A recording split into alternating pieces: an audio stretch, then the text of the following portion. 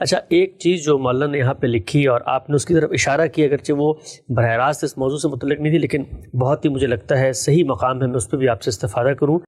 میں دوبارہ پڑھتا ہوں. مولانا نے لکھا قرآن حکیم بھی جن الفاظ اور فقروں سے ترتیب پایا ہے وہ بہرحال عربی لغت اور عربی زبانی سے تعلق رکھنے والے ہیں، لیکن قرآن کی لاہوتی ترتیب نے ان کو جمال و کمال بخش دیا ہے کہ اس زمین میں کوئی چیز بھی اس کا مقابلہ نہیں کر سکتی.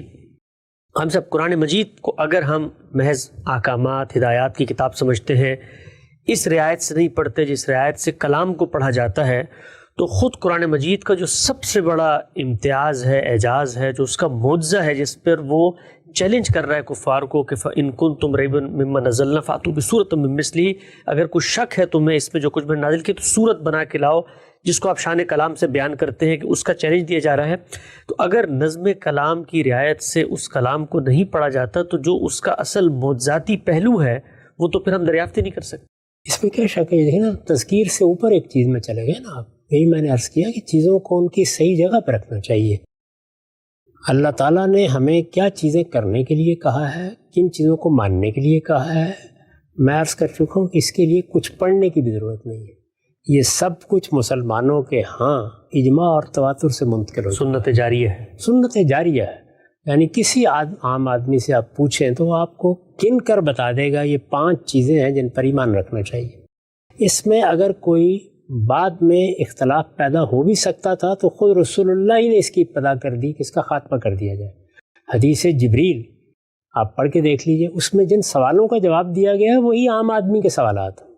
یعنی ایمان کیا ہے بتا دیا گیا، اسی طرح سے اسلام کیا ہے بتا دیا گیا، دین کے احکام، شریعت کے احکام، عام آدمی کو اپنی زندگی میں کن چیزوں کا خیال رکھنا ہے وہ سب بالکل معلوم معروف ہے. وہاں تو اس کی بھی ضرورت نہیں ہے.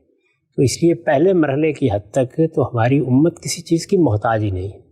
اس کے بعد اصل میں وہ چیزیں زیر بحث ہوتی ہیں جن کا تعلق علم سے ہے، جن کا تعلق معرفت سے ہے، جن کا تعلق کسی چیز کے باہمی روابط سے ہے، اور پھر ان سب سے آگے بڑھ کر یہ اعجاز کہ اللہ کی کتاب ہے.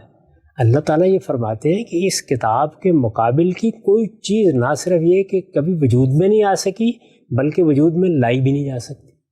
اور کتاب تو ایک طرف رہی، اس کے کسی ایک باب یعنی ایک سورہ کے مقابل میں بھی کوئی چیز نہیں لائی جا سکتی. تو اگر یہ صورتحال ہے تو وہ کیا چیز ہے جو اس کو اس درجے کا کلام بناتی ہے؟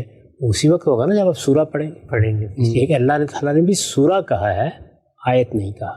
تو اس لیے آیت کر کے اگر قرآن مجید کو بکھیر دیں گے تو پھر نتیجہ وہی نکلے گا کہ مفرد احکام کچھ آپ کے علم میں آ جائیں گے. لیکن قرآن کیا ہے، میں نے عرض کیا نا، قرآن کی حکمت کیا ہے اور قرآن کیا ہے، ان 2 چیزوں کے لیے قرآن سارا کا سارا سامنے ہونا چاہیے اور اس کو اس کے نظم کی رعایت سے پڑھنا چاہیے. نقطہ واضح ہو گیا ہم سب.